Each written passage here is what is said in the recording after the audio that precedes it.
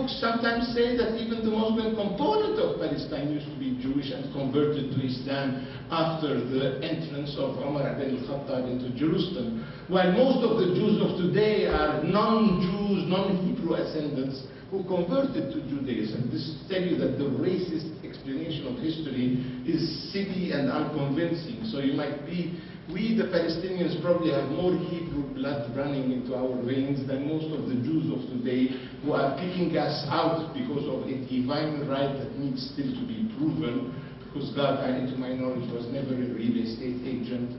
And so, in my opinion, the Israelis would be well advised into revisiting that issue and handling it with more delicatesse than they usually try to flagellate us with the refugees, as though we created the problem to persecute them internationally.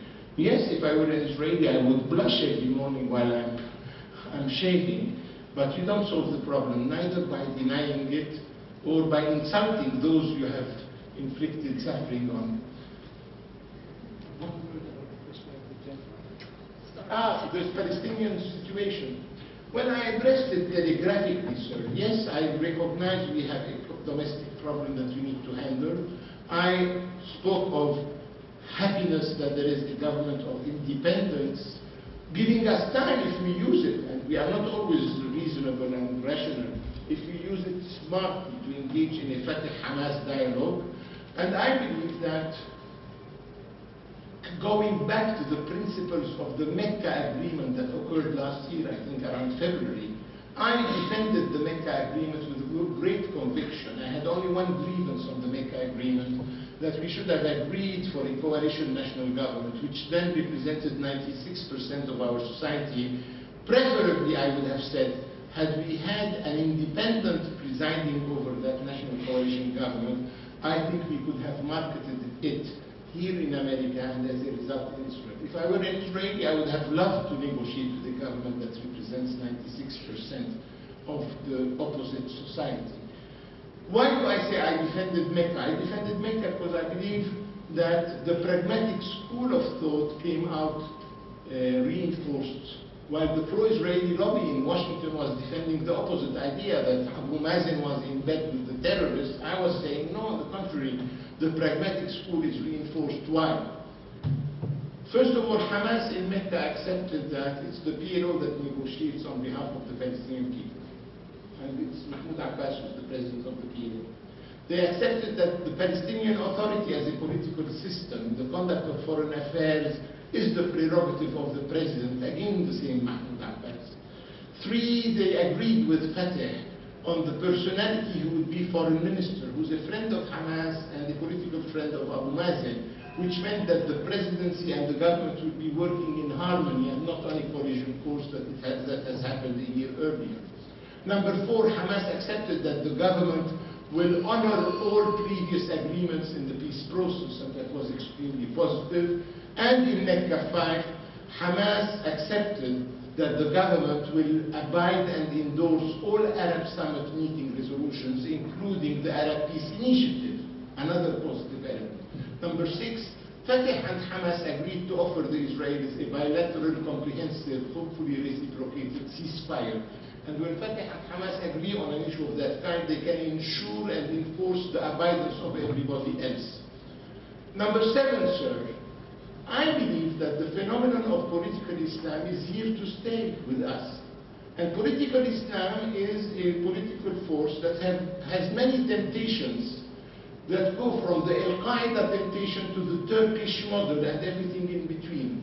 I believe it's our responsibility to try to influence the future orientation of political Islam, hopefully preferably towards the Turkish model, which means acceptance of constitutional pluralism, democracy, elections. And I believe had our national coalition government of last year, had it been allowed to succeed, it could have contributed to influence constructively political Islam, not only locally, but globally, because of the importance and the significance and the centrality of Palestine.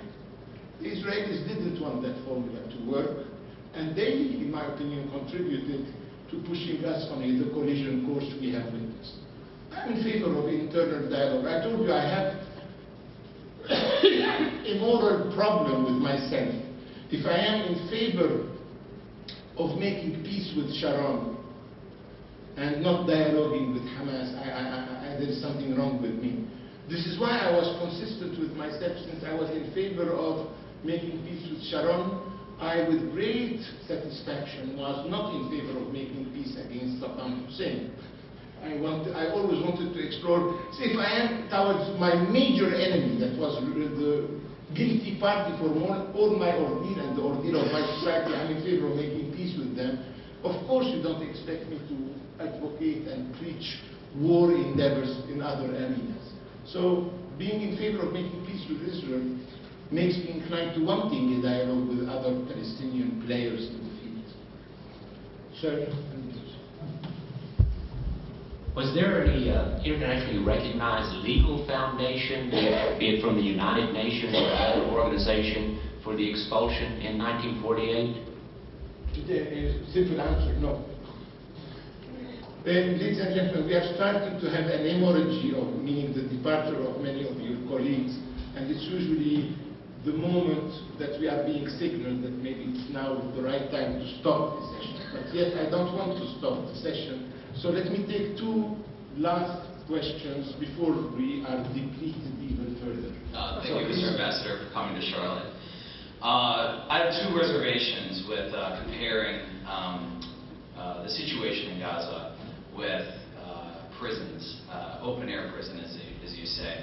And the first reservation starts with, when you say open-air prison, I think most Americans get this idea of, big guys lifting weights, watching cable television in the U.S. prison system. And the fact of the matter is, in the U.S. prison system, everybody still has their human rights. You cannot be subjugated to indiscriminate violence without some kind of inquisition or accountability, number one.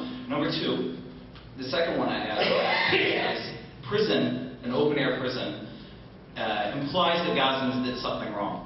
It implies that they did something wrong. And really, it's a form of collective punishment being perpetuated on innocent civilians. And I would really like to see Gaza called what it is. It's an open-air concentration camp. Thank you. I too have a two-part question, but it's quick. As I look back over my 50 years, I see that Israel has gained in strength. The first part of the question is, has it become too strong in your eyes for America to influence? And number two, we're going through a political process right now, and of the three candidates that are remaining, which of those three candidates do you feel, personally, that is most equipped, most supportive, best able to answer the phone call at 3 in the morning? That's right. Very interesting question, but beautifully worded, your question. And let me tell you, I'm the type of political activist who, when I'm very sincere with myself, I have more questions than I have answers. For example, I'm thinking what answer to give to your beautifully worded question. Has Israel become too strong to be influenced? It's a beautifully worded question, and a very important question. I think, frankly, I believe